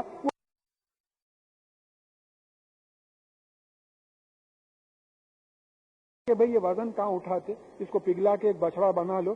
اور یہی موسیٰ علیہ السلام کا الہ ہے، نعوذ باللہ. وہ بھول گئے ہیں. تو خیر اس کے ٹکڑے ٹکڑے کر دیے موسیٰ علیہ السلام، اس کو پھینک دیے. اور پھر سامری کو انہوں نے ایک کرس کی، لعنت کی کہ تو زندگی بھر کہے گا کہ مجھے ہاتھ مت لگاؤ. انٹچیبلٹی. ایک اشارہ ملتا ہے یہاں، ہسٹوریکلی ایک اشارہ ملتا ہے کہ سامری کو جو ہے یہ لعنت کی کہ تو زندگی بھر کہتے رہے گا کہ مجھے ہاتھ مت لگاؤ، مجھے ہاتھ مت لگاؤ. ایک تیری کیفیت ہوگی. پھر اس کے بعد میں یہ توبہ کی دعوت دی اور تختیوں میں جو کچھ تھا سب لوگوں کو پڑھ کے سنایا. پھر موسیٰ علیہ السلام کو حکم ہوا تھا کہ اپنے 70 ساتھیوں کو لے کے کوہ طور پہ آؤ. تو وہ اپنے 70 ساتھیوں کو لے کے کوہ طور پہ گئے. اب انہوں نے جو بچڑے کو الہ بنا لیا تھا اپنا، تو اللہ تعالیٰ نے غصے میں یہ زلزلے سے یہ پورے 70 آدمیوں کو مار ڈالا، پورے مر گئے. پھر ان کو زندہ کیا گیا. پھر ان کے اوپر جو ہے وہ یعنی پہاڑ کھڑا کیا گیا، بادل کی طرح جو ہے کوہ طور کو کھڑا کر دیا گیا. یہ دیکھیے اب لوگ بولتے پہاڑ کیسا کھڑا کرے. اجی اگر زمین کیسا کھڑا کرے، معلق چلے جا رہی ہے نا. پچھلے اتوار کو دیکھیں 14 لاکھ کلومیٹر ڈائی میٹر کا سورج معلق چلے جا رہا ہے نا. اتنے بادل کروڑا ٹن پانی لے کے معلق چلے جا رہے ہیں نا. ایک گیلیکسی کا بولا نا میں لاسٹ سیٹرڈے کو جو ہے ہندو میں اس کی فوٹو بھی آئی. 800 بلین ٹائمز ہیویئر دین دا سن. 800 بلین ٹائمز ہیویئر دین دا سن. سن خود 14 لاکھ کلومیٹرز کا گولا ہے. 14 لاکھ کلومیٹر کس کو بولے آپ؟ تو وہ اللہ کوہ طور کو معلق نہیں کر سکتا. اللہ تعالیٰ کی بڑائی سمجھ میں آئی تو معجزے سمجھ میں آتے. دیکھیے معجزے کی ایک بات سمجھ میں آنا ہے کہ معجزہ سائنٹیفک لا کے خلاف ہوتا. جادو آنکھوں کا دھوکہ ہے. معجزہ سائنٹیفک لا کے خلاف ہوتا ہے. سائنٹیفک لا کا بنانے والا اللہ تعالیٰ. لا آف گریویٹی ہے، میں اس کو اٹھا کے چھوڑوں تو نیچے گرے گا. یہ لا ہے، کوئی بھی کرے، میں ہی کروں کوئی بھی کرے نیچے. لا ہے، یہ اسٹیبلش لا ہے. مگر اللہ تعالیٰ چاہیں تو اس لا کو توڑ سکتے ہیں. تو معجزے جو ہیں خلاف قانون ہیں. لکڑی کو پھکوایا موسیٰ علیہ السلام کے ساتھ ہاتھ سے، سانپ بنا دیا. عیسیٰ علیہ السلام کے ہاتھ سے مٹی کی چڑیا بنایا، روح پھکوایا اس میں، زندہ چڑیا بن گئی. آپ لکڑیاں پھینکتے رہیے، پورے سائنٹسٹ مل کے حضرت پوری دنیا کے پورے لکڑیاں پھینکتے رہیے، کوئی سانپ نہیں بنتا. Against laws of nature. تو دا لا maker is the law breaker. میں آپ کو ہمیشہ مثال دیتا ہوں، ہمارے بچپنے میں HEHD نظام کی سواری جاتی تھی، وہ گرامر اسکول کا ذرا کمپاؤنڈ بڑا تھا، رانگ سائڈ جاتی تھی اور وہ سرکل انسپیکٹر اس کو سیلیوٹ کرتا تھا. بادشاہ ہے، لا میکر ہے، لا maker is the law breaker. جو قانون بناتا ہے وہ قانون توڑ سکتا ہے، میں اور آپ نیچرل قانون کو توڑ ہی نہیں سکتے، ناممکن سی بات ہے. تو یہاں جو ہے یہ معلق ہو گیا ایک بادلوں کی طرح. پھر توریت پر جو ہے مضبوطی سے پکڑنے کا اس کا وعدہ کیا گیا. اب ہمارے لیے یہ بات بڑی اہم آ رہی ہے، اور ایک جو وعدہ ان سے لیا گیا کہ نبی الامی آئیں گے، محمد صلی اللہ علیہ وسلم آئیں گے، ان کی تم پیروی کرنا. یہ کوہ طور پہ بنی اسرائیل موسیٰ علیہ السلام کی گواہی میں یہ ان سے وعدہ لیا گیا کہ جب نبی امی یعنی محمد صلی اللہ علیہ وسلم آئیں گے تو ان کی پیروی کرنا. اب دیکھیں اس کا ثبوت یہ ہے کہ محمد صلی اللہ علیہ وسلم کے آنے کے انتظار میں مجھے جہاں تک یاد ہے یہودیوں کے 3 قبیلے مدینے میں جا کے بس گئے. تو رسول اللہ صلی اللہ علیہ وسلم ہجرت کر کے جب مدینہ منورہ گئے تو وہاں 3 قبیلے تھے یہودیوں کے، بڑے امپورٹنٹ قبیلے تھے. اب انہوں نے محمد صلی اللہ علیہ وسلم پر ایمان اس لیے نہیں لایا کہ یہ بنی اسرائیل سے نہیں تھے، یہ یعقوب علیہ السلام کی اولاد میں سے نہیں تھے، اسماعیل علیہ السلام کی اولاد میں سے تھے. تو قرآن میں آیا کہ یہ محمد صلی اللہ علیہ وسلم کو ایسے ہی پہچانتے ہیں جیسے اپنی اولاد کو پہچانتے ہیں، اپنے بیٹوں کو پہچانتے ہیں. پھر بھی جو ایمان نہیں لاتے کہ وہ اسحاق علیہ السلام اور یعقوب علیہ السلام کی نسل سے نہیں تھے، اسماعیل علیہ السلام کی نسل سے. تو اس کا ثبوت ہے کہ یہودی جا کے جو ہے مدینے میں محمد صلی اللہ علیہ وسلم کے انتظار میں جو ہے ٹھہر گئے تھے. پھر اپنی رحمت کا وعدہ ان سے کیا جو محمد صلی اللہ علیہ وسلم کی اتباع کریں گے، جن کا ذکر توریت اور انجیل میں آیا ہے کہ وہ امر بالمعروف نہیں عن المنکر کریں گے، یعنی لوگوں کو نیکی کی طرف بلائیں گے اور برائی سے روکیں گے، اور پاک چیزیں حلال کریں گے اور ناپاک چیزیں حرام کر دیں گے، اور لوگوں کا بوجھ ہلکا کریں گے. جو ان کی اور قرآن کی پیروی کریں گے وہ مفلحون ہوں گے، وہ کامیاب ہوں گے. جو محمد صلی اللہ علیہ وسلم کی اور قرآن کی پیروی کریں گے. دیکھیں بات آ گئی، قرآن اور سنت، توریت اور انجیل میں بھی یہی بات آئی. قرآن اور سنت سے نہیں ہٹنا ہے، دین نہیں ہے وہ. اب گلا کاٹتے ہیں تو میرا کاٹ لیجیے آپ. قرآن سے تو یہ بات ثابت ہو رہی ہے، اتی اللہ و اتی رسول. تھرڈ اتھارٹی نہیں ہے ہماری. تھرڈ اتھارٹی کب آتی؟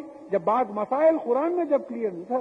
طلاق کا مسئلہ ہے، قرآن میں بالکل ایبسلیوٹلی کلیئر ہے، کوئی شک و شبے کی گنجائش نہیں.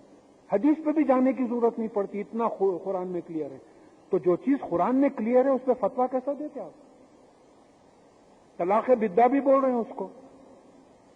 5 نمازیں ہیں فجر سے لے کے عشاء تک، وقت ہے اس کے بیچ میں، آپ فتویٰ دے دیجئے 5 نمازیں آپ 6 بجے سے 7 بجے تک پڑھ لے سکتے ہو. ایسا فتویٰ ہو سکتا ہے؟ کون ایکسپٹ کرے گا ایسا فتویٰ؟ تو یہاں یہ بات آ رہی ہے کہ جو ہے آپ نیکی کا یعنی جو آپ قرآن کی اور آپ کی پیروی کریں گے وہی کامیاب ہوں گے. محمد صلی اللہ علیہ وسلم سارے انسانوں کی طرف رسول بنا کے بھیجے جائیں گے. یہ بھی بات توریت اور انجیل میں آ گئی. تا قیامت اور کوئی رسول نہیں آئے گا، کوئی نئی شریعت لے کے نہیں آئے گا، محمد صلی اللہ علیہ وسلم آئیں گے.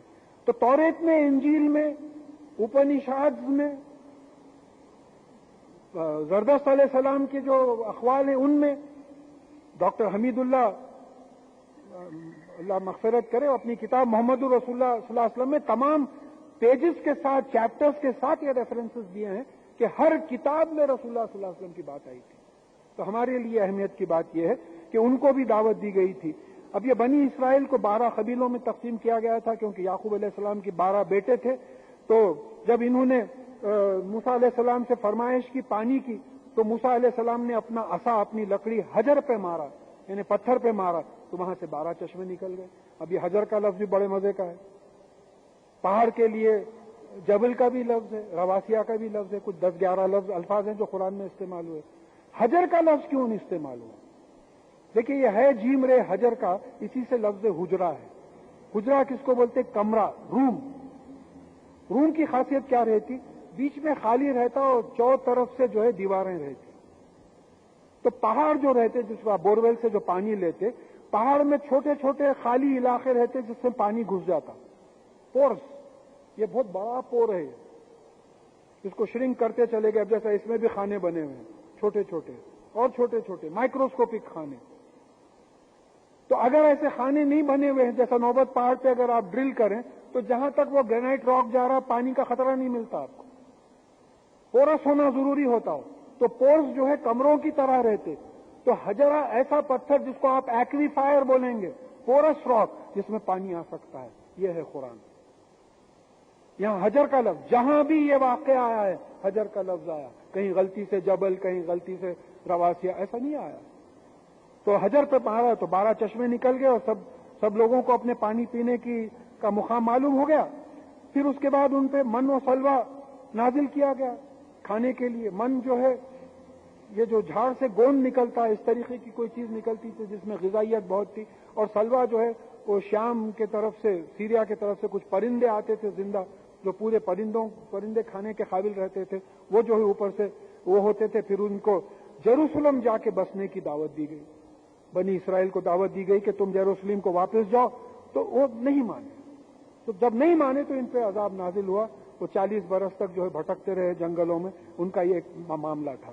اب ان کا ایک گروہ تھا، کوئی سمندر کے کنارے رہتا تھا بنی. اب ہمارے پاس جیسا جمعے کا اہتمام ہے، بنی اسرائیل کے پاس ہفتے کا ہے، عیسائیوں کے پاس اتوار کا ہے. تو اب ہمارے پاس یہ ہے کہ بھئی اذان سنتے ہی کاروبار بند کرو اور نماز کی طرف آ جاؤ. لہٰذا جو لوگ سعودی عربیہ میں رہے ہیں وہ دیکھ چکے ہیں کہ جیسی اذان ہوتی اپنا بزنس بند کرتے اور نماز کی طرف چلے جاتے. تو یہاں ہمارے پاس صرف اس وقت کے لیے تھا. بنی اسرائیل کو یہ حکم تھا کہ ہفتہ پورا کچھ کام نہیں کرنا. تو یہ بنی اسرائیل کا ایک گروپ تھا جو سمندر کے کنارے تھا. ان کی آزمائش کے لیے ہفتے کے دن مچھلیاں ابل کے آتی تھی. اب یہ ٹیمپٹ ہوتے تھے پکڑنے کے لیے، اتنی مچھلیاں آ رہی. اب انہوں نے ایک ترکیب سوچی. اب ہمارے پاس جو یعنی گورنمنٹ کو دھوکہ دینے کے واسطے دھوکے کا حساب بتا دیے، ایک رجسٹر الگ مینٹین کرے، ایک اصل رجسٹر الگ مینٹین کرے، جو بزنس کے بعض لوگ کرتے ہیں. تو ویسا معاملہ ہوا. تو یہ کرتے یہ تھے کہ ہفتے کے دن گڑھے کھود کے سمندر کے پانی کا راستہ بنا دیتے تھے. جمعے کی رات کو راستہ بنا دیتے تھے. ہفتے کے دن وہ گڑھے میں پورے مچھلیاں آ کے جمع ہو جاتے تھے. ہفتے کے دن خالی وہ گڑھا بند کر دیتے تھے. اتوار کے دن مچھلیاں نکالتے تھے. بولتے تھے ہم ہفتے کو پکڑے گا، ہم تو اتوار کو پکڑے. تو اللہ تعالیٰ نے اس قوم کو بندر اور سور بنا دیا. پھر وہی بات ہوئی، معجزہ ہے، سزا کے طور پہ آج بھی کر سکتا ہے. تو اب یہاں دیکھیے بات سمجھنے کی ہے. مولانا رضوان القاسمی اللہ تعالیٰ مغفرت کرے، ان سے پوائنٹ ڈسکس ہوا تھا میرا کہ ایوولوشنری ہسٹری جو آتی ہے، بایولوجیکل ہسٹری، اس میں بندر انسان سے پرانا ہے، انسان بعد میں آیا. فوسل سے بات پروف ہو چکی ہے کہ انسان خلیفہ بھی بعض وقت اس لیے بولتے ہیں کہ آخری میں آنے والا ہے انسان. پہلے جانور آ گئے، آدم علیہ السلام کو اللہ تعالیٰ نے بنایا. تو ایوولوشن کو تو ہم مانتے نہیں، یہ الگ بات ہے. مگر بندر ہم انسان آنے سے پہلے بن گیا. تو بندر تھے تو ان سور تھے تو بندر اور سور بنا دیا. تو انہوں نے مجھے بتایا کہ ان کی نسل نہیں چلی، وہ وہیں ختم ہو گئے، مر گئے. اب دیکھیے صاحب، اب آپ اگر کوئی اینیمل پلانٹ ڈسکوری وغیرہ دیکھتے ہیں تو بندروں کی کتنی ورائٹی ہے، کتنے اسپیشیز ہیں، کتنی ورائٹی ہے بندروں کی. تو یہ ایوولوشن سے کوئی تعلق نہیں ہے اس کا. بتانا یہ مقصود ہے کہ بندر موجود تھے، ان کو بندر اور جو ہے سور بنا دیا سزا کی طور پہ. اور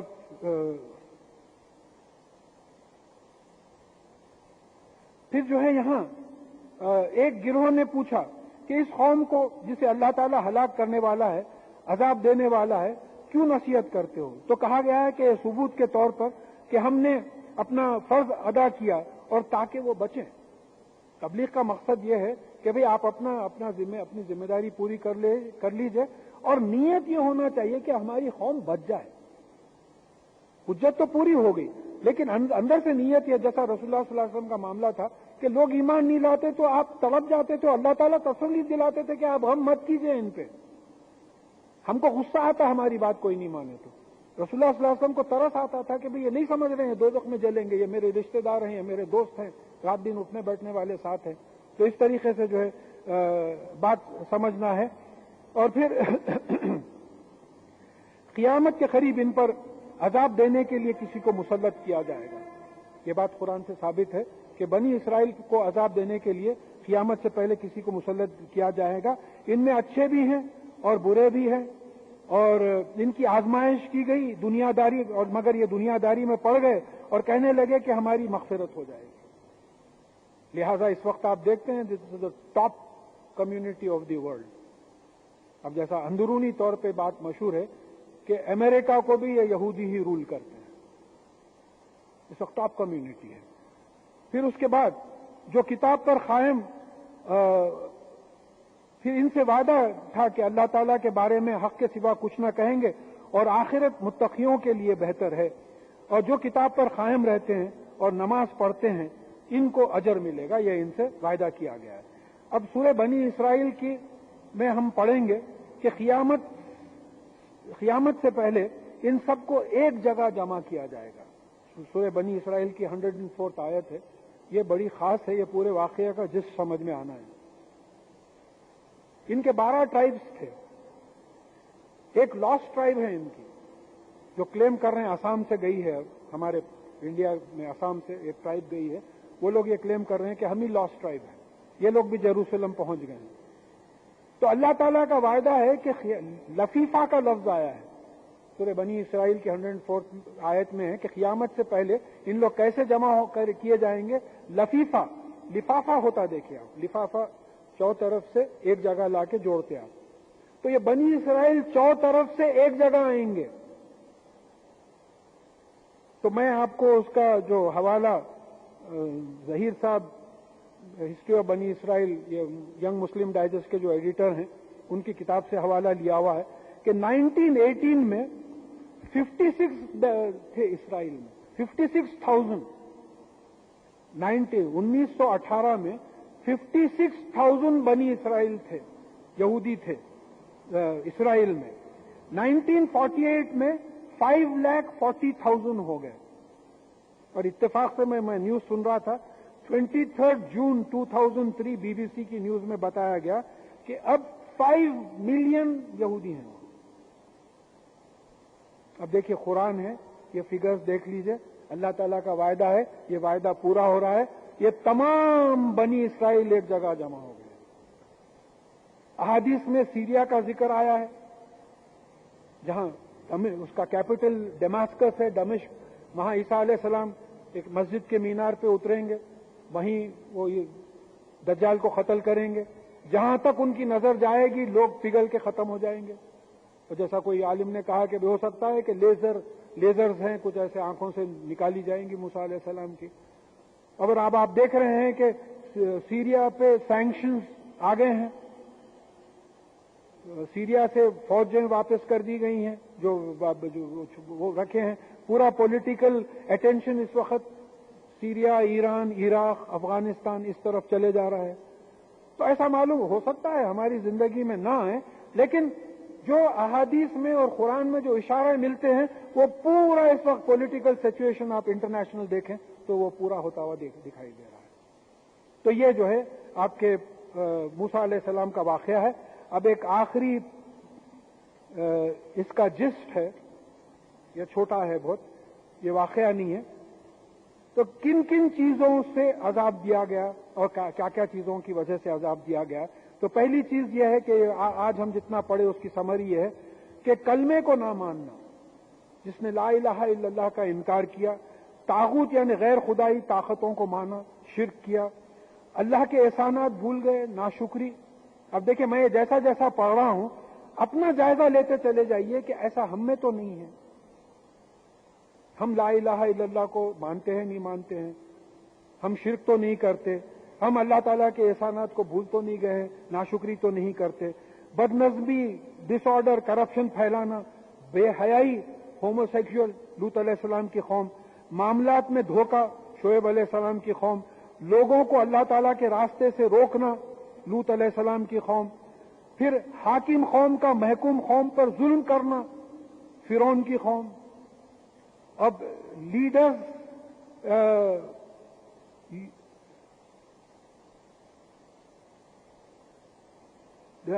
جو ہے دین کی مخالفت کرنا، لیڈرز خود دین کی مخالفت کر رہے ہیں، جو قوم کے لیڈرز ہیں وہ لوگ خود دین کی مخالفت کرنا، جیسا فرعون وغیرہ کا بھی معاملہ ہے. تو حاکم قوم کا تو پیروی کرنے والوں کو اللہ تعالیٰ نے بچا لیا، اور جو پیروی نہیں کیے، جو کفر کیے، بعض ان کے رشتہ دار بھی تھے تو ان کو نیچرل کیلامیٹیز میں ختم کر دیا. پوری نیچرل کیلامیٹیز تھے، وہاں سائنس اینڈ ٹیکنالوجی ڈیولپ نہیں ہوئی تھی، کوئی نیوکلیئر بام نہیں پھینکا گیا، کوئی ایٹم بام نہیں پھینکا گیا، نیچرل کیلامیٹیز تھے. اور وہ نیچرل کیلامیٹیز ایسے ہیں آپ اس کو پریڈکٹ بھی نہیں کر سکتے. آپ کبھی بھی آ سکتا ہے، کبھی بھی زلزلہ آ سکتا ہے، کبھی بھی طوفان آ سکتا ہے، کبھی بھی کچھ بھی ہو سکتا ہے. تو یہ ہم کو اس سے وہ کرنا ہے. اور پھر جو چیزوں سے یعنی ڈبو دینا، آندھی، طوفان، زلزلہ، پتھروں کی بارش، ان چیزوں سے جو ہے تباہ کیا گیا ہے. اب ہم کو سبق یہ لینا ہے کہ ہم بھی اگر قرآن اور حدیث کی مکمل پیروی کریں تو اللہ تعالیٰ انشاءاللہ بچا لے گا، جیسے محمد صلی اللہ علیہ وسلم اور صحابہ کو بچا کر کامیابی دی، فرشتوں سے مدد دی، بدر، احد، حنین، ہر جگہ جو ہے فرشتوں سے مدد کی. اور پھر ہم کو یہ ڈیوٹی لگا دی. نبوت تو ختم ہو گئی، ڈیوٹی کیا لگائی؟ سورہ آل عمران کی 110 آیت میں کہا گیا کہ تم بہترین امت ہو جو انسانوں کے لیے نکالی گئی ہے، تم لوگوں کو نیکی کی طرف بلاتے ہو، برائی سے روکتے ہو، اور تم اللہ پہ ایمان لاتے ہو. اب ظاہر ہے اس حکم کی پیروی کرنا پڑے گا. ہم کو لوگوں کو نیکی کی طرف بلانا پڑے گا، برائی سے روکنا پڑے گا، اللہ پہ ایمان لانا پڑے گا.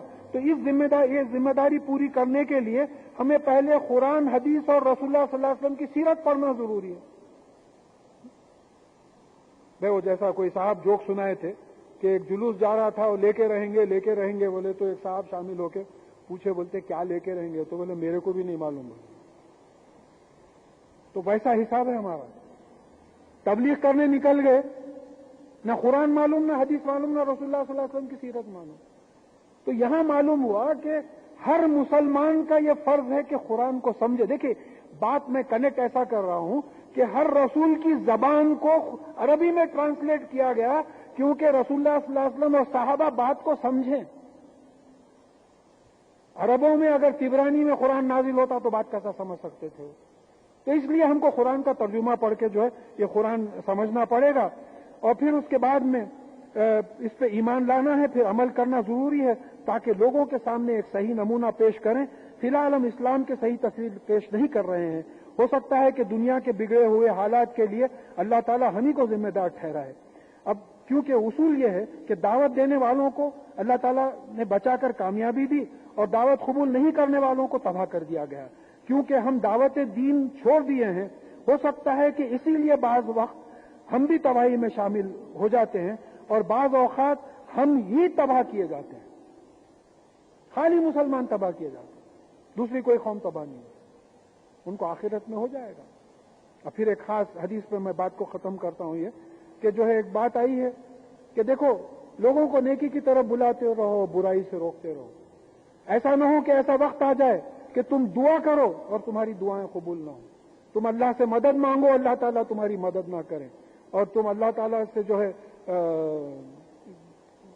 وہی دعائیں کرو جو ہے وہ قبول نہ کرے. تو ایسا معلوم ہوتا ہے کہ جو لوگوں کو گلا ہے کہ بھئی دعا مانگتے دعا قبول نہیں ہوتی، تو یہ مسئلہ سمجھ میں آتا ہے کہ اس کی شرط یہ ہے کہ ہم قرآن پڑھیں، حدیث پڑھیں، اور پھر یہ بات کو پھیلائیں. اب اتفاق سے آج کی جو حدیث ہے اسی سلسلے کی بات ہے، تو اسی لیے میں ایک ہی حدیث رکھا ہوں کہ رسول اللہ صلی اللہ علیہ وسلم نے فرمایا کہ جب بنی اسرائیل اللہ کی نافرمانیوں کے کام کرنے لگے، ادھر ہے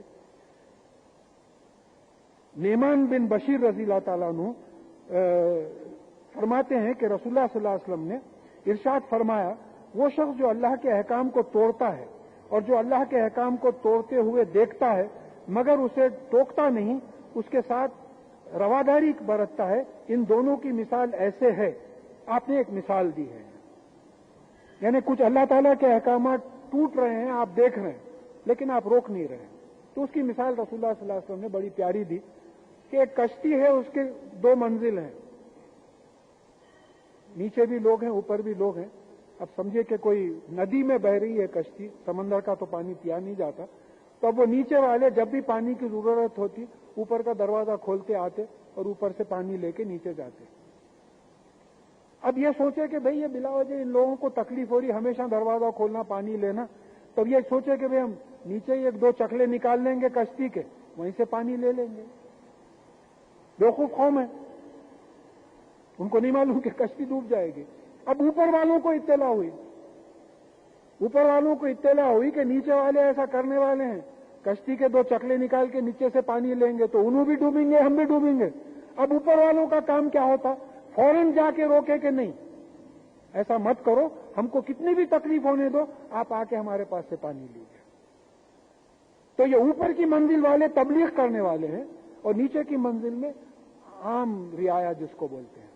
تب تبلیغ کرنے والے اگر سوچے کہ بھئی اب اتنی دھوپ میں نکلنا ہے، بولنا، سنتے سمجھتے نہیں معلوم کیا ہو رہا، تو پھر سننے والے اگر گمراہ ہو گئے تو بولنے والوں کی ذمہ داری ہو جائے گی جن کو اللہ تعالیٰ نے قرآن حدیث سمجھنے کی سمجھ سے نوازا ہے. اور یہ کوشش کرنا ہے. آپ بچوں کو بولتے پڑھنا، ہم یہاں پڑھے تک جو ہے رینک نہیں آتا، کیا ہے انجینئرنگ میں میڈیسن میں کیسا سیٹ ملے گی، تو جنت میں کیسا سیٹ ملے گی؟ جب تک آپ قرآن نہیں پڑھیں گے، حدیث نہیں پڑھیں گے، رسول اللہ صلی اللہ علیہ وسلم کی زندگی کے حالات نہیں پڑھیں گے، پھر جنت میں کیسا سیٹ ملے گی آپ کو؟ تو کسی بھی طریقے سے کوشش کر کے جو بھی زبان ہم کو آتی ہے اس زبان میں ترجمے پڑھنا چاہیے. اور جیسا بچے جا کے میتھس کے فزکس کے کوشچنس پوچھتے ہیں، اس طریقے سے جو نہیں آتا اپنے سے زیادہ جاننے والوں سے بات پوچھ لیں. تو یہ تمام آج کا جو خلاصہ ہے اس سے بات یہ معلوم ہو رہی ہے کہ نبیوں کو اللہ تعالیٰ نے بھیجا انسانوں کی ہدایت کے لیے، ان کو جنت کا راستہ بتانے کے لیے. اب نبوت ختم ہو گئی ہے. اب what are we to do?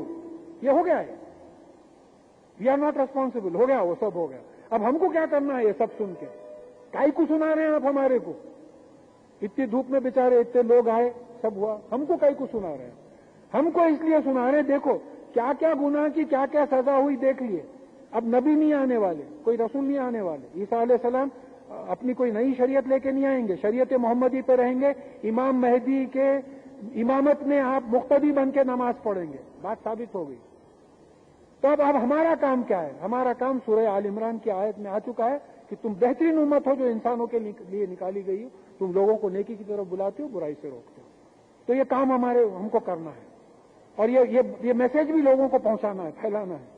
تو اس کے لیے قرآن پڑھنا پڑے گا، حدیث پڑھنا پڑے گا، رسول اللہ صلی اللہ علیہ وسلم کی سیرت پڑھنا پڑے گا. بس دعا ہے کہ اللہ تعالیٰ ہم کو ہماری ڈیوٹی ادا کرنے کی جو ہے صحیح طور پہ توفیق دے اور پھر قبول کرے ہماری کوششوں کو. اعوذ باللہ من الشیطان الرجیم، بسم اللہ الرحمن الرحیم. الحمد للہ رب العالمین، اللہم صلی علی محمد عبدک و رسولک و صلی علی المؤمنین والمؤمنات والمسلمین والمسلمات. ربنا آتنا فی الدنیا حسنۃ وفی الآخرۃ حسنۃ وقنا عذاب النار. ربنا لا تزغ قلوبنا بعد إذ هديتنا وهب لنا من لدنك رحمة إنك أنت الوهاب. سبحان ربك رب العزة عما يصفون وسلام على المرسلين والحمد لله رب العالمين.